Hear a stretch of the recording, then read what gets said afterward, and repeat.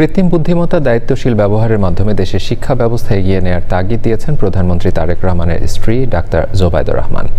Washington ডিসিতে মার্কিন পররাষ্ট্র দপ্তরে আন্তর্জাতিক সম্মেলনে তিনি শিশুদের জন্য নিরাপদ সাইবার স্পেস, স্বাস্থ্যসেবা, নারী ক্ষমতায়ন ও দারিদ্র্য নিরসনে কৃষক ও ফ্যামিলি কার্ডের মতো বাংলাদেশের নানা কর্মসূচির কথা তুলে ধরেন।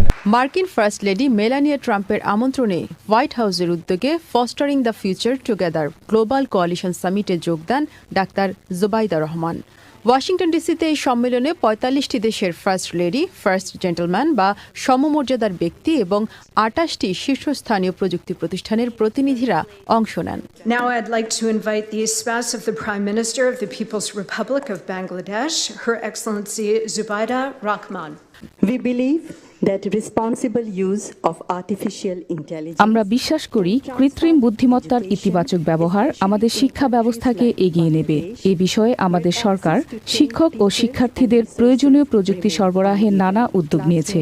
আমরা প্রযুক্তির নিরাপদ ব্যবহার নিশ্চিত করতে চাই যাতে শিশুরা সুন্দর পরিবেশে বেড়ে উঠতে পারে। And moral development.